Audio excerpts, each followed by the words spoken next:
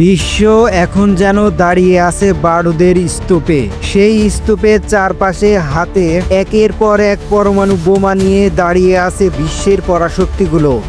Russia, যুক্তরাষ্ট্র, চীন ও উত্তর কোরিয়া সবাই যেন পরমাণু অস্ত্রে সজ্জিত এক একটি ঘুমন্ত দত্ত।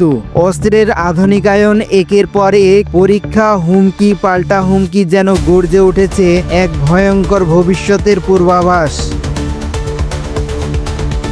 বিশেষজ্ঞরা সতর্ক করেছেন, আগামীতে কোনো বড় যুদ্ধ হতে পারে, পরমাণু যুদ্ধ।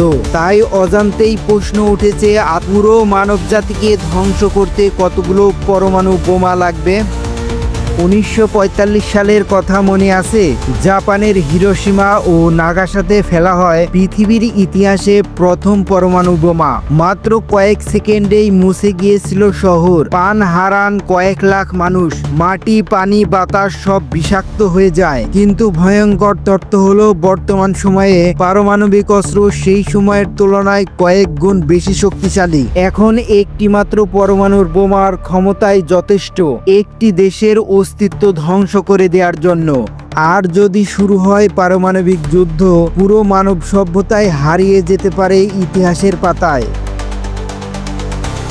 বিশ্বে বর্তমানে মজুদ রয়েছে প্রায় 15,000-এর বেশি পরমাণু অস্ত্র। কিছুটা অবিশ্বাস্য লাগলেও এই ভয়ঙ্কর অস্ত্র নিয়ন্ত্রণে রয়েছে মাত্র কয়েকটি দেশের হাতে। এই 9টি রাষ্ট্র নিজেদের নিরাপত্তা দাবি করুক না কেন, তাদের হাতেই রেখেছে পৃথিবীর ধ্বংসের চাবিকাঠি। এই পারমাণবিক অস্ত্রগুলোর সম্মিলিত কার্যশক্তি প্রায় 33,500 কিলোটন, যা একসাথে ব্যবহৃত হলে পৃথিবীর উপরিভাগের পানির চিহ্ন খুঁজে পাওয়া দুষ্কর হয়ে উঠতে পারে।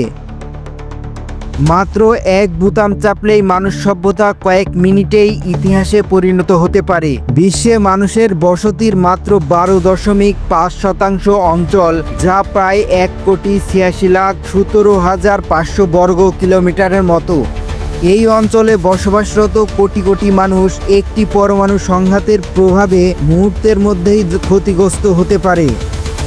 বিশেষজ্ঞদের মতে আজকের আধুনিক পারমাণবিক বোমাগুলোর ধ্বংস ক্ষমতা হিরোশিমা লিটল বয়ের চেয়েও বহুগুণে বেশি। কিন্তু এই ধ্বংস কেবল বোমা বিস্ফোরণের সীমাবদ্ধ নয়। বিস্ফোরণের পর যে তেজস্ক্রিয়তা ছড়ায়, যে অগ্নিপাত শুরু হয়, যে পরিবেশগত বিপর্যয় হয়, তা ধীরে ধীরে নয়, বরং গোটা মানব সভ্যতাকে ধ্বংসের মুখে ঠেলে দেয়। পরমাণু বোমা, কৃত্রিম বুদ্ধিমত্তা, জৈব অস্ত্র, এসব প্রযুক্তি মানুষ তার সুবিধার জন্য বানিয়েছে, কিন্তু সেই শক্তি তার নিয়ন্ত্রণের বাইরে চলে যাচ্ছে। বিশ্বজুড়ে অস্থিরতা, প্রযুক্তির অন্ধদৌড় এবং ক্ষমতার খেলা, সব মিলিয়ে তৈরি হচ্ছে এক অনিবার্য সংকট।